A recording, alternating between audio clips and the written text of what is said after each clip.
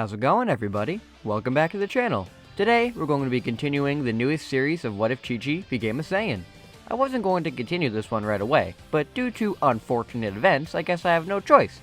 If you guys missed part 1, then make sure you click the link above to go ahead and check it out. This What If was made possible by my patron, Patrick Sandlin. Huge thanks to him for the suggestion, and a huge shout out to my other patrons as well. Dreadpool, Mr. Darkness, Always Zero, John Lister, and Jared. It really means a lot that you guys are able to support me. Now let's dive right back into this scenario. We pick up after the events of the Saiyan saga, with everything going very great for our heroes. Chi-Chi pretty much soloed the Saiyans by herself, which means nobody who already died before died again, and those who did were easily brought back by Shenron. With the two Saiyans gone, life has gone back to normal once again. Goku, Chi-Chi, and Gohan return to train together, and training goes much better for Gohan now, as both of his parents are Namek level in power. Gohan has grown stronger than his Saiyan arc self in base, and while he is stronger, he doesn't exactly have the anger boost / hybrid potential anymore. So it's good that he pretty much trains every day with both of his parents now, who both actually like training and allow him to participate in it. Now, we're staying on Earth now, since Frieza isn't going to Namek. The Dragon Balls weren't ever brought up, so Frieza has no reason to go anywhere, meaning Namek is spared for now. Though, Earth isn't, as of course a huge threat is going to ruin that for everybody. Though not if a certain visitor from the future arrives. The visitor from the future isn't going to be Trunks though, as Vegeta has been sealed away, meaning we get somebody from the Sun family coming back. And no, not Gohan either, but a future Goten. That's right, we have Goten. The reason why there's a Goten so early is because Goku and Chi-Chi have a much healthier relationship now, as they both love and are passionate about the same thing, which brings them closer as a couple. Since Goku is around a lot more too, they shacked up early, and as a result, now we have ourselves a Goten. At around the time that future Goten came back, Chi-Chi is pregnant, so he doesn't have to worry about preventing himself from being born. Future Goten goes to the Sun household to deliver his news, and hide his identity, but that doesn't work out so well, as Chi-Chi is able to tell right away that this is her kid. She can tell that he looks tired and worn down though. What exactly happened to him? Future Goten breaks down in his parents' arms and tells them how much he missed them, and everything that has happened to him in the future. Future Goku still died of the heart virus, and the android 1718 arrived as normal to kill the remaining Z-Fighters. Since everybody was much weaker, the androids wiped all of them out in no time flat, with Gohan and baby Goten being the only ones left for the most part. With both of his parents being killed, this would obviously enrage Gohan, which turns him into the very first Super Saiyan. Gohan, of course, had no idea what this form was, as he thinks it may have had something to do with his Saiyan heritage, but he isn't exactly sure. Since there wasn't a Vegeta to ramble on about Super Saiyans either, Gohan didn't exactly know what to call it. He just called this his Golden Transformation. As hey, being called the Golden Warrior is pretty cool.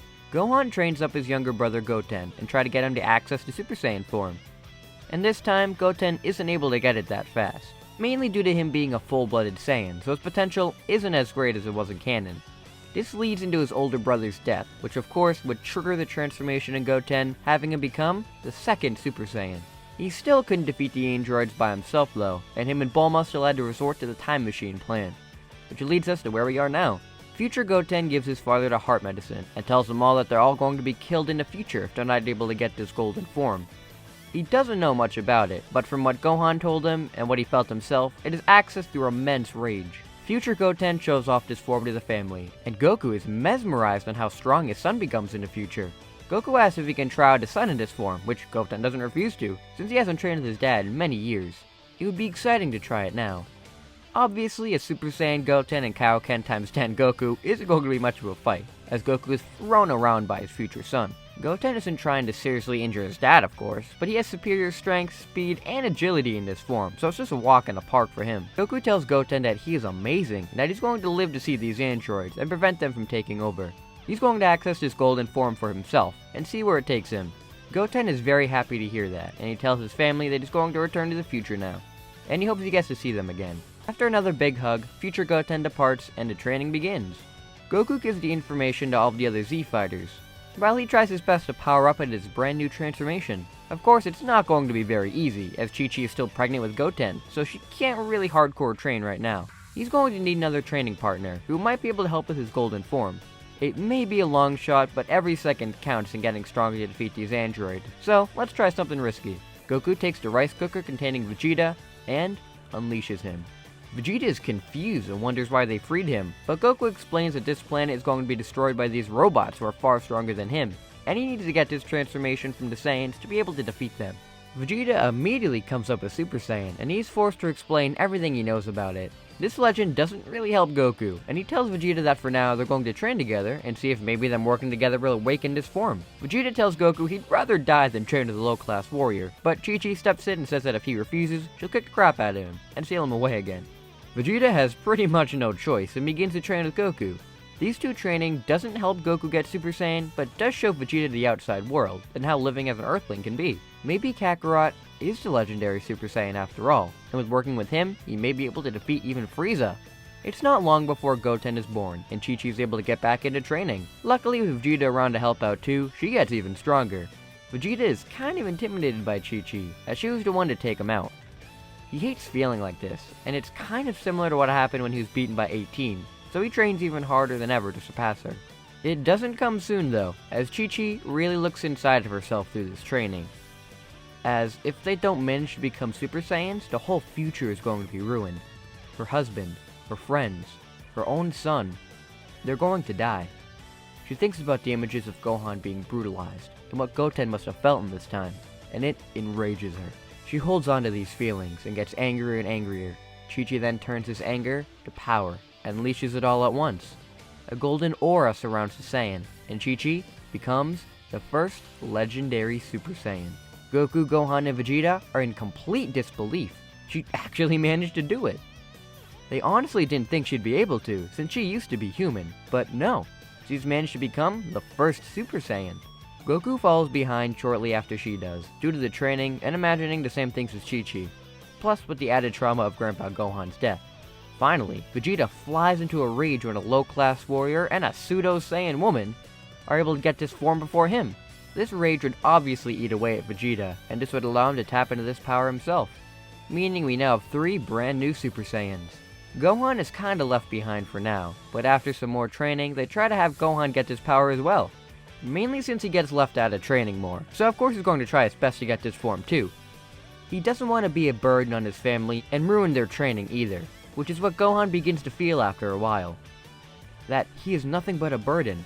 His dad even unleashed a murderous psycho to help him train, instead of training with him. Now they're all getting stronger, and don't need him. He's just going to die like his future self, and let everybody down. Gohan's rage boils, and after a very loud and agonizing scream, he transforms into this legendary power as well. So many Super Saiyans living under the same roof now. It really is a Super Saiyan bargain sale. Over this time period, the Saiyans all get more and more powerful, with all of them reaching power even greater than what they had in the original Android saga. They might already be on the level of Imperfect Cell, especially Chi-Chi, whose feisty attitude is what really makes her dangerous. Vegeta tells all of them that with this power that they have now, they could take on the Emperor Frieza and stop his evil ruling once and for all. Of course, Goku would love to go and fight a strong guy, but he needs to stay here with his family and train some more, just in case the android show up any earlier. Vegeta tells them that they can stay here and do that, but he's going to go and finally show Frieza who's boss. Vegeta takes a Capsule Corp chip from Bulma and flies off to get his revenge on Frieza. And revenge does Vegeta get. Vegeta flies right up to the capital of Frieza's empire and begins to lay waste on all of his soldiers. Frieza is insanely confused. He thought Vegeta had been killed in the mission, but here he is, alive and well, destroying his armies. This won't do. Frieza confronts Vegeta, attempting to kill him, and finish off the Saiyan race once and for all. But Frieza is a plaything at this point. Vegeta completely trashes the tyrant, forcing him to go into his final form right away.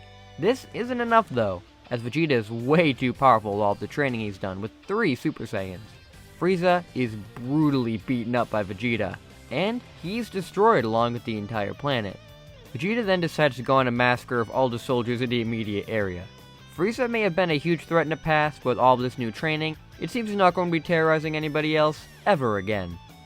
With Frieza defeated, now we move on to the dates when the androids arrive to terrorize the world. Though we're going to leave that for next time. I really hope you guys enjoyed this part, as once again, it was super great to get into, and interesting to see how much of an impact Chi-Chi can have in this story, as a Saiyan. Anyways, thank you all so much for watching, and until we meet again, see you later!